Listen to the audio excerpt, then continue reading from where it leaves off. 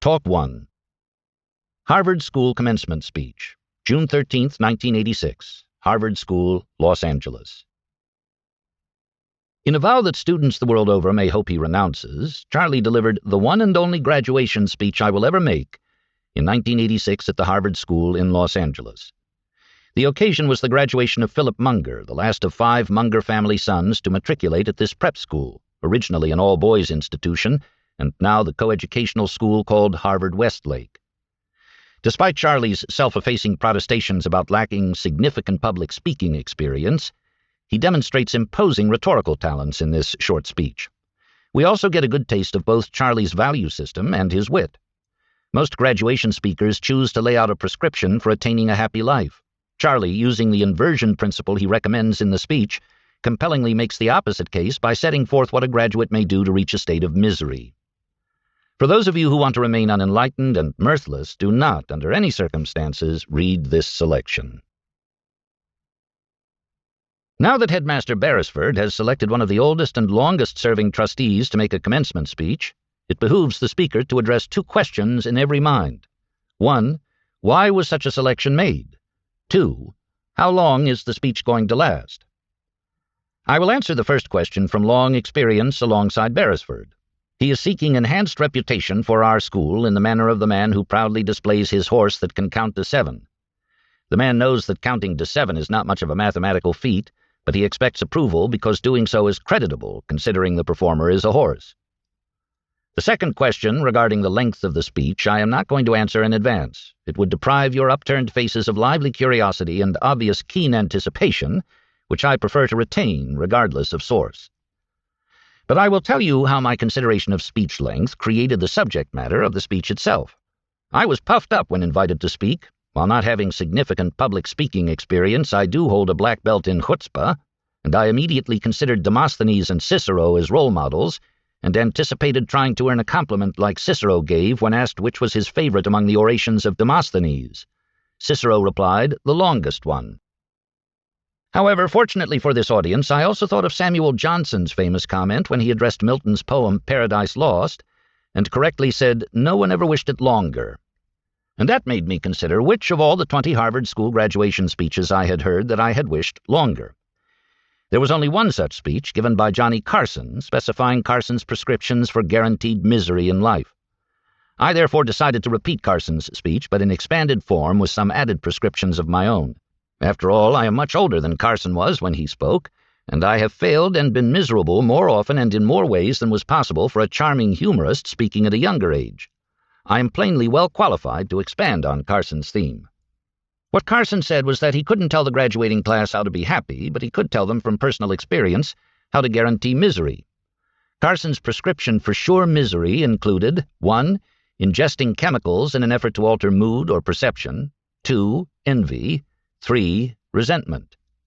I can still recall Carson's absolute conviction as he told how he had tried these things on occasion after occasion and had become miserable every time.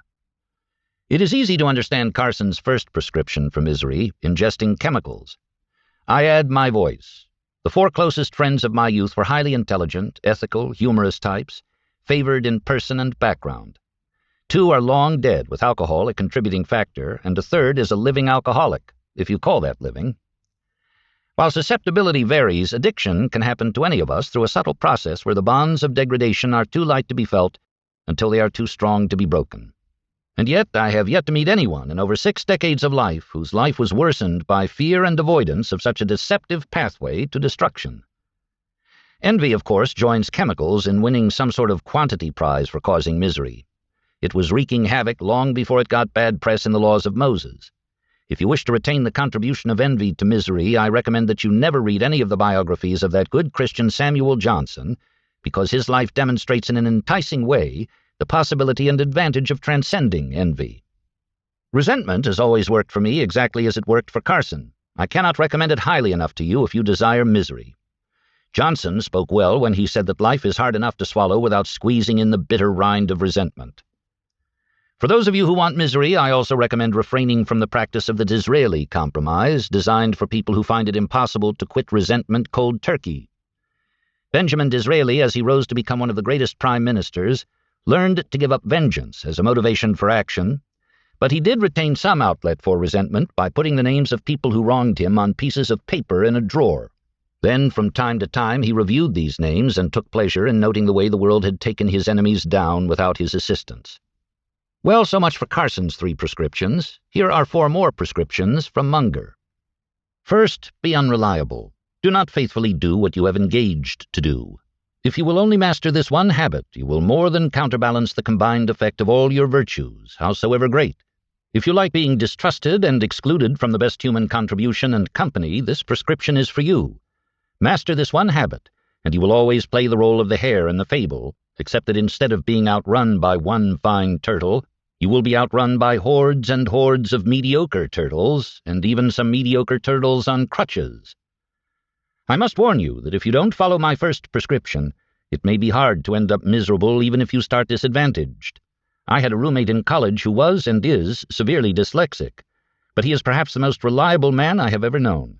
He has had a wonderful life so far, an outstanding wife and children, chief executive of a multi-billion-dollar corporation.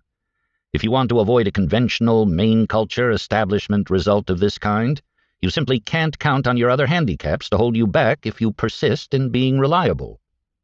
I cannot here pass by a reference to a life described as wonderful so far without reinforcing the so far aspects of the human condition by repeating the remark of Croesus, once the richest king in the world. Later, in ignominious captivity, as he prepared to be burned alive, he said, "Well, now do I remember the words of the historian Solon. No man's life should be accounted a happy one until it is over." My second prescription for misery is to learn everything you possibly can from your own experience, minimizing what you learn vicariously from the good and bad experiences of others, living and dead.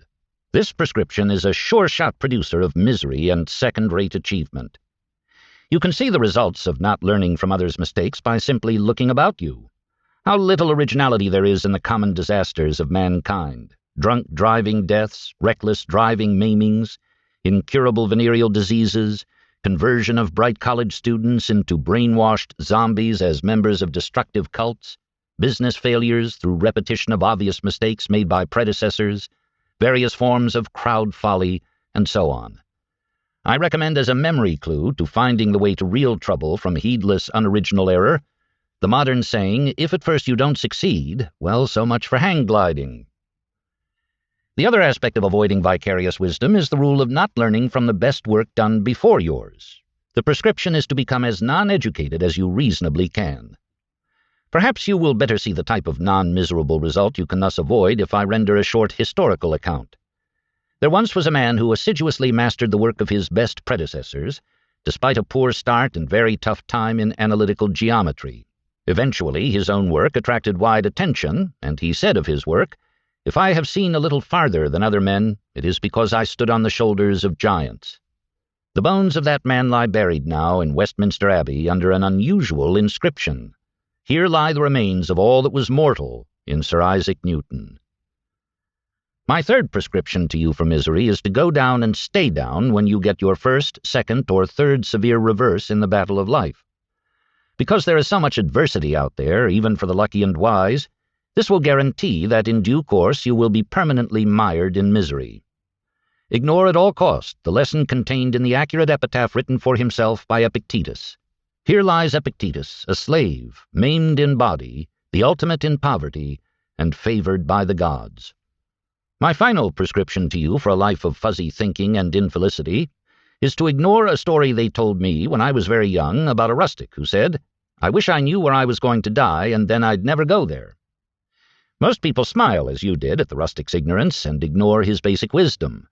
If my experience is any guide, the rustic's approach is to be avoided at all cost by someone bent on misery. To help fail, you should discount as mere quirk, with no useful message, the method of the rustic, which is the same one used in Carson's speech. What Carson did was to approach the study of how to create X by turning the question backward, that is, by studying how to create non-X. The great algebraist Jacobi had exactly the same approach as Carson and was known for his constant repetition of one phrase, invert, always invert. It is in the nature of things, as Jacobi knew, that many hard problems are best solved only when they are addressed backward.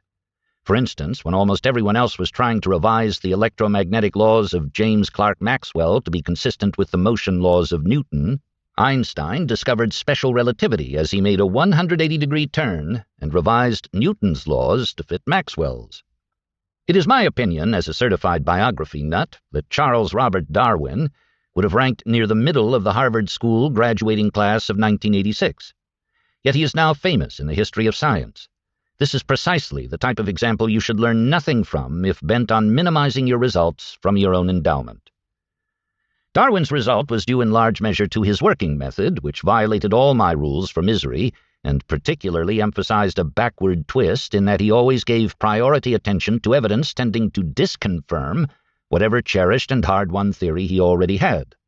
In contrast, most people early achieve and later intensify a tendency to process new and disconfirming information so that any original conclusion remains intact.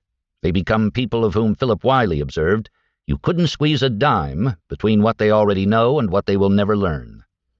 The life of Darwin demonstrates how a turtle may outrun a hare, aided by extreme objectivity, which helps the objective person end up like the only player without a blindfold in a game of pin the tail on the donkey. If you minimize objectivity, you ignore not only a lesson from Darwin, but also one from Einstein. Einstein said that his successful theories came from curiosity, concentration, perseverance, and self-criticism. And by self-criticism, he meant the testing and destruction of his own well-loved ideas. Finally, minimizing objectivity will help you lessen the compromises and burden of owning worldly goods. Because objectivity does not work only for great physicists and biologists, it also adds power to the work of a plumbing contractor in Bemidji. Therefore, if you interpret being true to yourself as requiring that you retain every notion of your youth, you will be safely underway, not only toward maximizing ignorance, but also toward whatever misery can be obtained through unpleasant experiences in business. It is fitting that a backward sort of speech end with a backward sort of toast, inspired by Elihu Root's repeated accounts of how the dog went to Dover, leg over leg. To the class of 1986, gentlemen, may each of you rise by spending each day of a long life aiming low. Talk 1 Revisited. As I review in 2006 this talk made in 1986, I would not revise a single idea. If anything, I now believe even more strongly that 1. Reliability is essential for progress in life, and 2. While quantum mechanics is unlearnable for a vast majority, reliability can be learned to great advantage by almost anyone.